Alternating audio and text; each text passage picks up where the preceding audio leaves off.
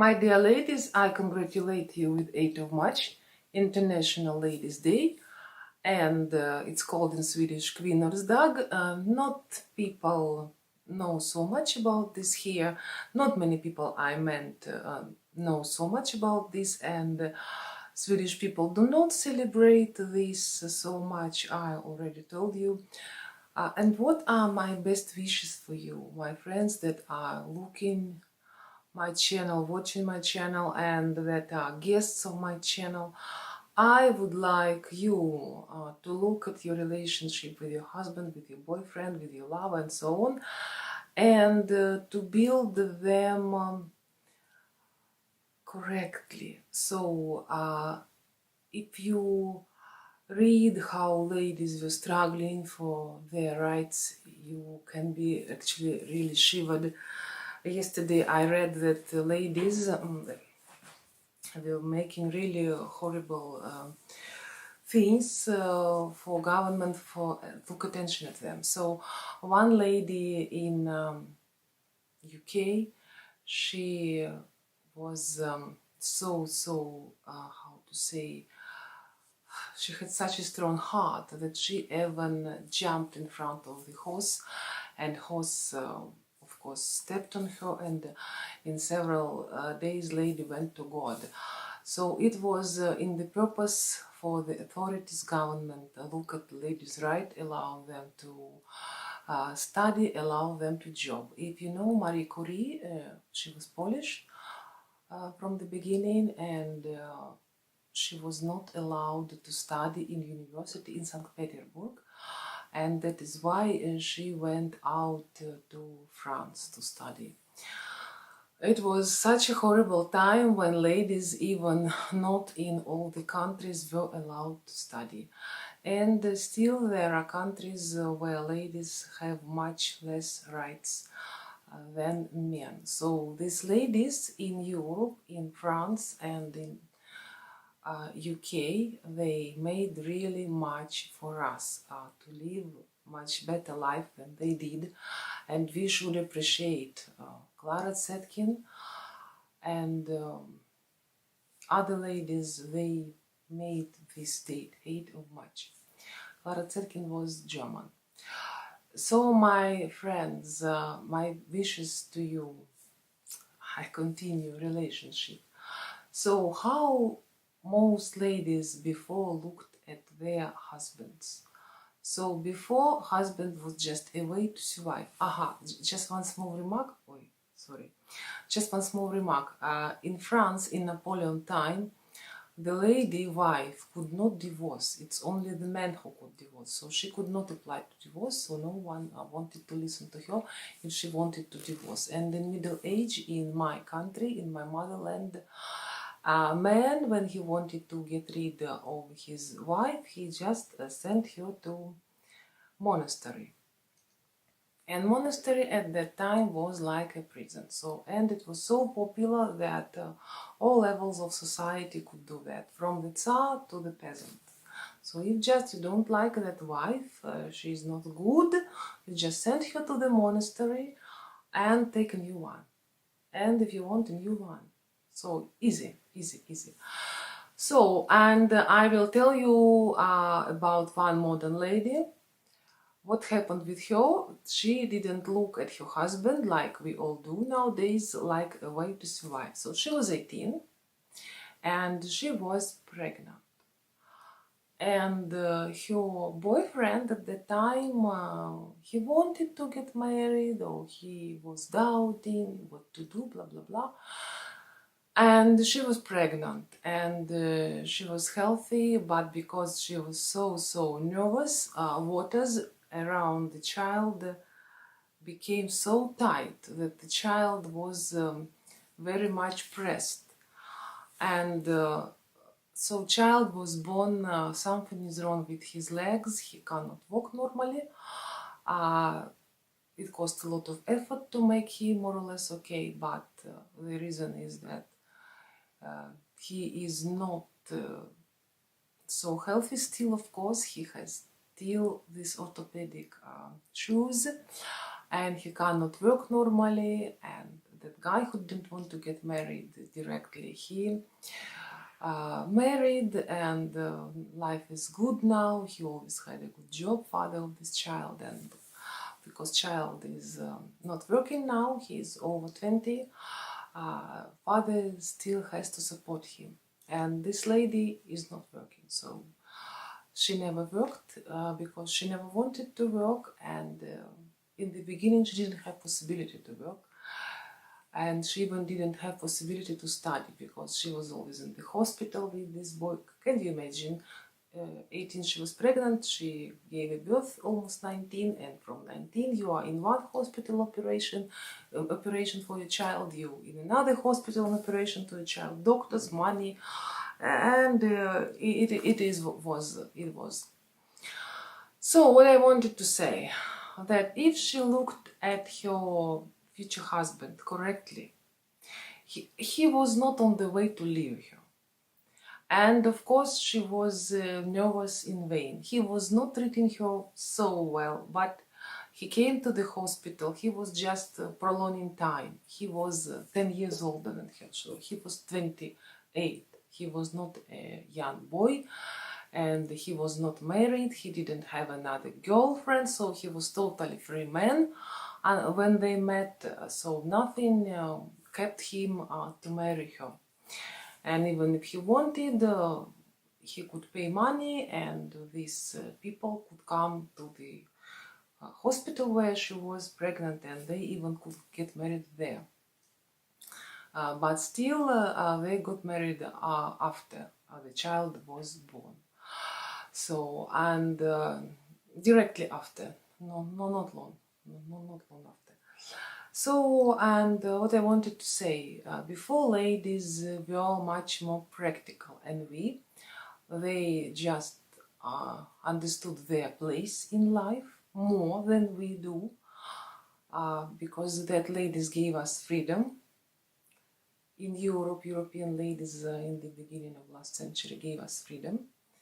We forgot that men for many centuries made horrible things against us.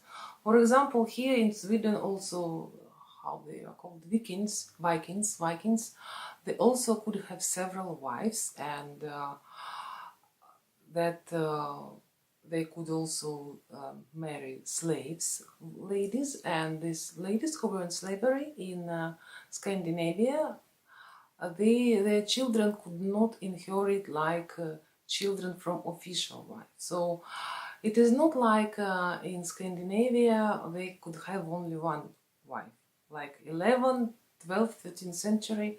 After 13th century I don't know, but including 13th century, Vikings could have several wives. So it is still in the men's mind that they can do almost whatever they want. So, but if you imagine, if he takes a second wife, the third, the fourth, the fifth, so probably a lady is not feeling well. So in some cultures it is correct, it is nothing strange, but I am speaking now about us, about ladies that are living in Europe. So I met ladies from Middle East, from Middle East, and it's totally normal for them, because they live in that, how to say, in this culture, and it's absolutely normal to them. And I have seen that families in Turkey, several wives, and have seen that families in Egypt, and it is good, it is good. And probably ladies also know their place, and probably ladies are having another education. I was speaking with one girl, she was from Afghanistan, and I asked her about second and third wife, and she said to me, it is not so often happens, but it is much better than to be at home alone, at your parents' home alone. And I also met one guy from Afghanistan, his mama was a second wife, and I met one guy from Iraq, and his mother was from also from Iraq, and she was the second wife. Where I met them, you know that I came to school in Sweden, and there were many people, so guys were much more open to speak about their families than ladies. So, and for me it was interesting. And the guy from Afghanistan, he was very kind, and he said to me, I have two mothers, and I have to take care of them both. And I should take care of my second mother the same way I take care of my own mother. And he said to me that the second mother, he calls mother, also big respect. And he said, my second mother gave me a lot of brothers. If it wasn't she, I wouldn't have so many brothers. So I am really happy that I have my second mother. And the guy from another guy, whose mother also was second, he said to me that unfortunately his parents have very big age difference, like 25 years, and he said to me, unfortunately, he didn't have nice relationship with children from the first marriage because they are like his age. And he said to me that it's very sad, and they lived in Europe. So the second family, they had like Iraqi roots, but they lived in Europe, so it was not much peace in their family. And the first guy, they lived in Afghanistan. So from that I came to conclusion that ladies in the East, they are more correct in their head. And so my mama's grandmother, she also had some trouble with her husband. He was not so quiet. He sometimes could do what he wanted. And he sometimes came to other ladies. And and my mama's grandmama, she said to my mother, I didn't care what my husband did, because I had a family and I had a husband. So I just wanted to tell in this video that how women changed and how women can be different and how women can have a different point of view. So you remember, I do not judge anyone, I do not compare. I just tell you what I have seen, what I have noticed, and I also tell you about my experience. So YouTube gave us possibility to share experience. So coming back to this lady that was pregnant and her child became disabled. So if she would be a little bit more quiet, if she accepted his behavior, so he was not, as I told you, he was not on the way to run away somewhere. So if she didn't expect him to be her friend, to have nice relationship with him, the situation would be not so hard. And now they have to pay all of this. So this man, who is father, will always give money for his child, for his son, and the most who will pay all his life is this child.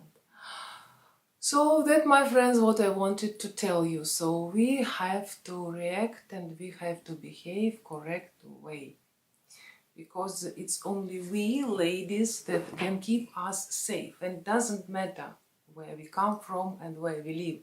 Do we live in Europe, or do we live in India, or do we live in the East countries? It doesn't matter. We have to think about ourselves, our head, our mind. Because men, they are different. For centuries, they had totally different life, and they still remember in their historical memory that they can do something that ladies do not like. So, what I wanted to show you at the end of the my video. This is Sian, again my Sian, that I like a lot, from Lidl. It is with charcoal, green tea and provitamin B5 For oily and combination skin, deep cleansing, I will have it for about 1 hour. So, and it costs for this one, there are two, see my friends, there are two. It cost $1. So this one cost $1. So, and when you go to the cosmetician, it's minimum $50 minimum, and then you will have spoiled skin like me. I wish you a good day. 8th of March, I hope is good holiday for you. Bye bye.